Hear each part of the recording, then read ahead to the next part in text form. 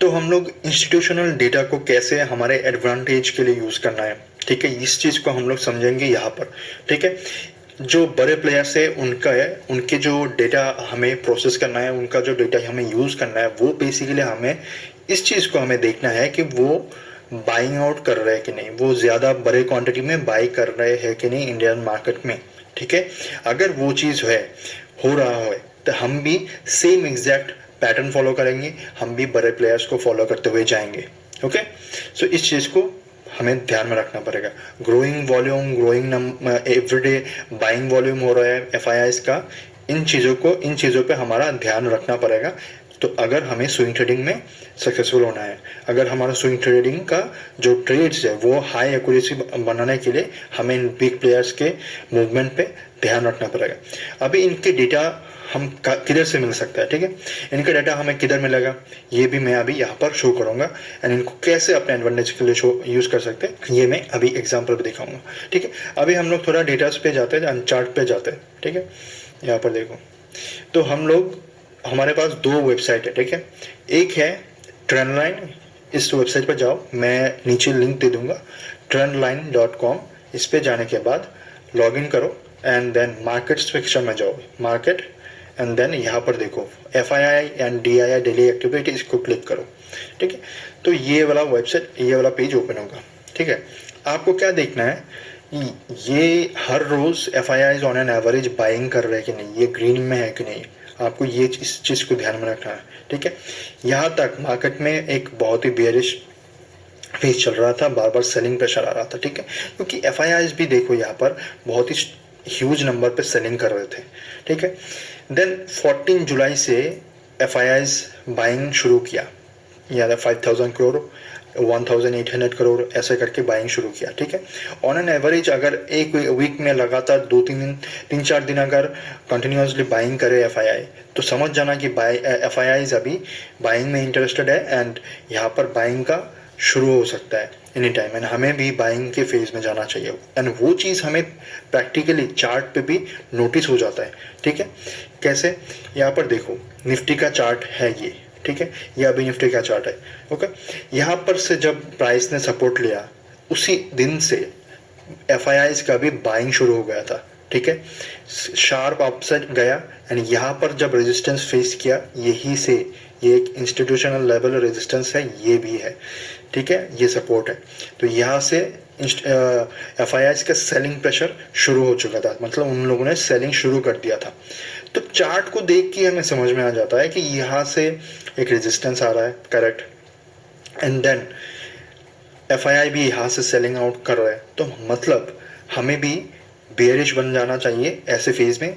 तो हमें फेज को समझना चाहिए, इसके बाद देखना है कि इंस्टीट्यूशनल डेटास क्या कर रहे हैं, ठीक है, इंस्टीट्यूशन क्या कर रहे हैं, सेलिंग कर रहे हैं या फिर बाइंग कर रहे हैं, जो कर रहे हैं हमें वही करना है, हमें उनको बेसिकली कॉपी करना है। हम लोग मार्केट को मूव नहीं कर सकते as a retail trader, to be high accurate, हमारा एक्यूरेसी इंक्रीज करने के लिए इनके प्रोसेस को, इनके स्टेप्स को फॉलो करना है, एंड उनको रेप्लिकेट करना है, ठीक है। वो सेलिंग करेंगे तो हम भी शॉर्ट की तरफ ट्रेड्स ढूंढेंगे, सिंपल एज दैट, ठीक है। अगर यहाँ पर से जब FII बाइंग शुरू किया था, तब जैसे कि ये मार्च अप्रैल का टाइम था, तब मैंने एक्सेसिव अमाउंट में स्विंग ट्रेड्स भी शेयर करना शुरू किया था अपने इंस्टाग्राम अकाउंट में, ठीक है। इसलिए शेयर करना शुरू किया था मैंने, क्योंकि मुझे दिखा कि यहाँ पर एक सपोर्ट है, एंड प्राइस ऐसे एक अच्छा स्ट्रॉन्ग कैंडल फॉर्म हुआ, एंड उसी दिन FII का भी अच्छा खासा बाइंग हुआ था। देन 1-2 दिन कंटिन्यूस बाइंग हुआ, एंड देन यहाँ पर स्ट्रॉन्ग एक बाइंग प्रेशर इम्पल्स मूव आया।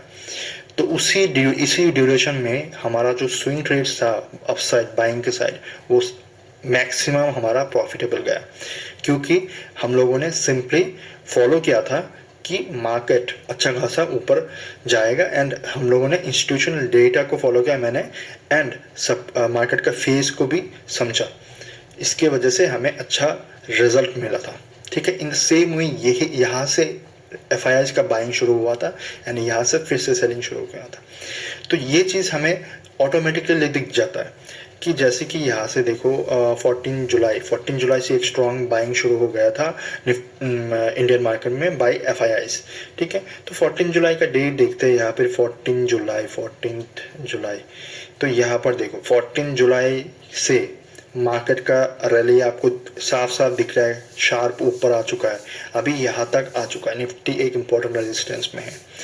अभी आप जब भी इस कोर्स को पढ़ रहे होंगे, ये रूल हमेशा अप्लाई होगा, ठीक है। बिग प्लेयर्स को फॉलो करना है एंड मार्केट के फेस को समझना है, ठीक है। एंड प्राइस एक्शन को भी देख के आपको साफ साफ समझ में आ जाएगा। वो सब एक चीज में कॉमन ग्राउंड आपको मिलना शुरू हो जाएगा, ठीक है। जैसे कि ये प्राइस एक्शन में भी आपको दिख रहा है कि ये एक पैटर्न फॉर्मेशन है, ठीक है। यहाँ पर से ये रेजिस्टेंस लेवल है, यहाँ से प्राइस गिर रहा है। In the same time FIIs भी सेलिंग शुरू कर रहे हैं, ठीक है। सब कुछ कोइंसाइड कर रहा है, सब कुछ कॉमन है। तो दोनों अगर ऐसे मिलता जुलता दिख रहा है आपको, तो ये चीज़ आपके लिए कंफर्मेशन जैसा काम करता है, ठीक है। इनको अपने एडवांटेज के लिए हमें यूज करना चाहिए स्विंग ट्रेडिंग में, ठीक है। जैसे कि 14 जुलाई से पहले ही बाइंग प्रेशर शुरू हो गया था। तो 14 जुलाई के बाद सीधा अपसाइड आया। एंड आपको अगर डेटा दिखा हो तो 14 जुलाई के बाद देखो, यहाँ पर 5,000 करोड़ का बाइंग हुआ, इसके बाद ऑलमोस्ट 2,000 करोड़, इसके बाद ऑलमोस्ट 4,000 करोड़। सेलिंग देखो कितना कम सेलिंग कर रहे हैं एफआईआईज, यहाँ पर 248 करोड़। देन जब बाइंग किया फिर से 6,000 करोड़, इसके बाद 12,000 करोड़, इसके बाद 22 जुलाई को ऑलमोस्ट 2,000 करोड़। इसके बाद जो सेलिंग किया ये भी कम है, कंपैरिजन टू दिस ये भी कम है। इसके बाद 27 जुलाई को फिर से ह्यूज अमाउंट में बाइंग किया, 4,800 करोड़। इसके बाद 28 जुलाई को 11,000 करोड़। 28 जुलाई का दिन देखते, 28 जुलाई, हाँ यहाँ पर देख लो 28 जुलाई को सीधा गैप अप हुआ, ह्यूज कैंडल फॉर्म हुआ, अगले दिन भी गैप अप हुआ। क्यों ऐसा हो रहा है? क्योंकि बिग प्लेयर्स यहाँ पर ह्यूज अमाउंट पे बाइंग कर रहे हैं, ठीक है। तो हमें भी ऐसे ही बड़े प्लेयर्स को रेप्लिकेट करना है, इनको देखना है कि ये क्या कर रहे हैं। अगर हमें ये चीज़ समझ में आ गया कि हाँ अभी एफआईआईज डीआईआईज ह्यूज अमाउंट में बाइंग कर रहे हैं, मतलब यहाँ पर से एक स्ट्रॉन्ग अप रैली आ सकता है एंड हमें भी वही प्रोसेस फॉलो करना है, इनके रास्ते पे चलना है, ओके। तो ही हमारा जो स्विंग ट्रेड होगा उनमें हाई मोमेंटम दिखेगा, डाउन साइड नहीं जाएगा, आपका मैक्सिमम ब्रेकआउट सक्सेसफुल रहेगा, ब्रेकआउट का एंट्री सक्सेसफुल रहेगा, ठीक है। बहुत लोग बोलते हैं कि मैं जो शेयर करता हूँ अपने इंस्टाग्राम पे, मेरे जो आइडियाज शेयर करता हूँ वो इतना एक्यूरेसी क्यों मेंटेन हो पाता है? ये इसलिए मेंटेन हो पाता है क्योंकि मैं इन बड़े प्लेयर्स को फॉलो करता हूँ। I simply replicate these big players and you have to do the same exact thing. बड़े प्लेयर्स को फॉलो करना है, उनके रास्ते पे चलना है। अगर एफआईआईज ह्यूज अमाउंट में सेलिंग शुरू कर दिया, दैट मीन्स आपको भी बेयरिश बनने का टाइम आ चुका है, ये आपको समझने में आना चाहिए, ठीक है।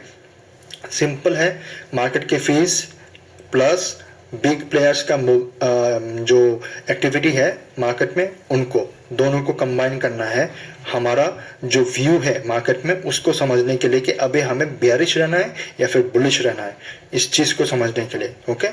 तो इस चीज़ को हमेशा ध्यान में रखो कि big players movement are really important to make a bias for us as a retail trader. तो ये बहुत इंपॉर्टेंट है, ठीक है। सो इन द सेम वे यहाँ पर आपको देख रहा है कि सीधा ग्रीन हर रोज बाइंग हो रहा है। अभी एफआईआई कंटिन्यूअसली बाइंग कर रहा है हर रोज, लिटरली। आज 11 अगस्त है, यहाँ पर ह्यूज अमाउंट में बाइंग हो। तो ये तो था ट्रेंडलाइन का वेबसाइट जिसमें आपको फ्री में ये डाटा मिल जाता है, ठीक है। एक और चीज़ है जिसमें ये सेम चीज़ आपको मिलेगा, डेली डेटा मिलता है, वो है एनएससी के वेबसाइट में जाके सिर्फ सिंपली गूगल करो FII data and then NSC का जो लिंक आएगा उसको ओपन करो एंड यहाँ पर आपको दिख जाएगा एफआईआई एफपीआई का डाटा, ये बड़ा नेट वैल्यू दिखाएगा या फिर यहाँ पर डीआईआई का वैल्यू दिखाएगा, सिंपल। तो यहाँ पर डेली डेटा मिलेगा एंड यहाँ पर एक ऑर्गेनाइज टेबल मैनर पे दिखेगा, तो ये ईजी रहता है, ठीक है। इसको यूज़ करो, ये बहुत हेल्पफुल रहेगा, ठीक है। तो जैसे कि अभी यहाँ पर निफ्टी अभी अपने रेजिस्टेंस पे ट्रेड कर रहा है, ओके।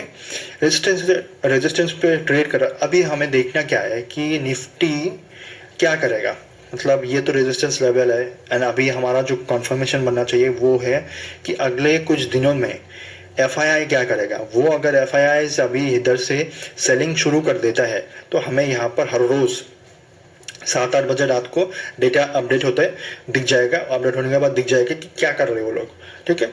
अभी यहाँ पर जैसे आज मतलब 11 अगस्त जब मैं इस वीडियो को बना रहा था तो 11 अगस्त है, यहाँ पर अच्छा खासा बाइंग हुआ है, तो अभी भी सेलिंग का प्रेशर दिख नहीं रहा।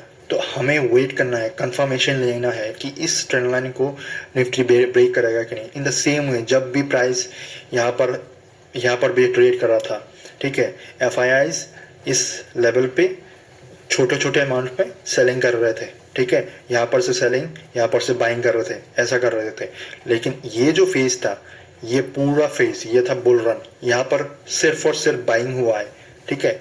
इस सिर्फ और सिर्फ बाइंग में FIIs ने ह्यूज अमाउंट पे बाइंग किया है, क्योंकि वो लोग बड़े प्लेयर्स है। ये लोग इतने बड़े फॉल को अपने एडवांटेज के लिए यूज़ करने ही वाले हैं, ये पक्का है, क्योंकि इसके वजह से हमें इतना बड़ा बुल रन भी दिखा है, मल्टीप्लिकेटर बहुत सारे मिला। तो हमें ऐसे बड़े प्लेयर्स का मूव हमें ट्रैक करते रहना पड़ेगा, एंड मार्केट का स्ट्रक्चर भी साथ फॉलो करना पड़ेगा। ओके, अभी हमें इस जगह पे देखना है कि अभी हम लोग आगे जाके क्या करेंगे। ये एक डिसीजन लेने का टाइम है कि निफ्टी यहाँ से ब्रेकआउट करेगा। अगर ब्रेकआउट देता है एंड FII का डेटा भी यहाँ पर ग्रीन शो हो रहा है एंड यहाँ पर सस्टेन कर रहा है प्राइस 1-2 दिन, मतलब ब्रेकआउट सक्सेसफुल हो रहा है, ठीक है। एंड मैं एक चीज़ आप यहाँ पर सोच सकते हो कि यहाँ पर निफ्टी में वॉल्यूम कैसे शो कर रहा है स्पॉट प्राइस में। ये बेसिकली अभी एक अपडेट आया है ट्रेडिंग व्यू में, जिसकी वजह से वॉल्यूम का जो इंडिकेटर है नॉर्मल जो भी लगाओगे तो यहाँ पर वॉल्यूम शो करने लगा है, अभी नया है ये।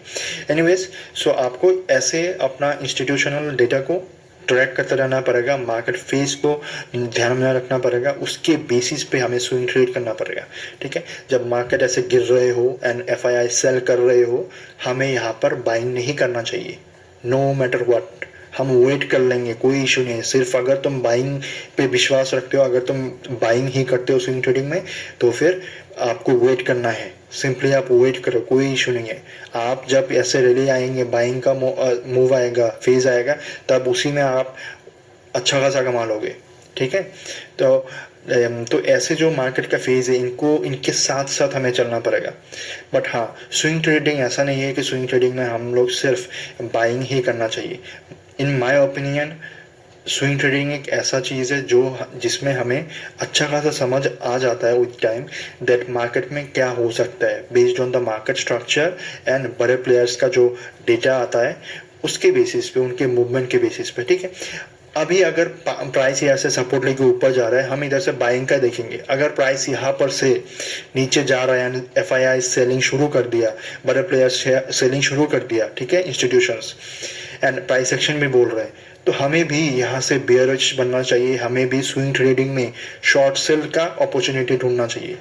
अगर हम लोग मार्केट के डायरेक्शन में चलेंगे, हमारा जो ट्रेड्स है वो हाईली एक्यूरेट बनेगा, ठीक है। So always follow the market, always follow what the market is doing. Based on the price action of market, you have to decide your move. Okay, आपको ऐसे नहीं सोचना है कि अभी मार्केट इधर तक चला गया, ये तो अभी गिरेगा, ऐसा नहीं। मार्केट को एक मूव बनाने दो, मार्केट को एक स्ट्रक्चर बनाने दो, मार्केट को एक प्राइस एक्शन फॉर्म करने दो, इसके बाद जाके खुद का प्लान बनाओ। खुद से प्रिडिक्ट मत करो। हम लोग एज ए ट्रेडर बन रहे, हम आपको ट्रेडर बनना है, सो आपको प्रिडिक्ट नहीं करना है। आपका काम प्रिडिक्ट करना नहीं है। एक गैम्बलर करता है प्रिडिक्ट कि ऐसा करेंगे तो ऐसा हो सकता है, नहीं। हम लोग एक मूव को देखेंगे, उसके बेसिस पे एक्शन लेते हैं, तो कैलकुलेटेड डिसीजन लेते हैं। तो इसके वजह से गैम्बलर के बीच एंड हम ट्रेडर के बीच बहुत अंतर होता है, ठीक है। सो इस चीज़ को हमें समझना चाहिए कि हमें बिग प्लेयर्स को फॉलो करना है, प्लस मार्केट के फेज को समझना है, दोनों को कंबाइन करके एक साथ चलना है। एंड मार्केट जैसा चलेगा हम भी वही करेंगे, मार्केट को कॉपी करेंगे, सिंपल एज दैट, ठीक है। ओके, सो आई होप आप लोग समझ गए हो कि क्या करना है एंड कैसे करना है। ओके, सो अगले चैप्टर में मिलते हैं गाइस, थैंक यू।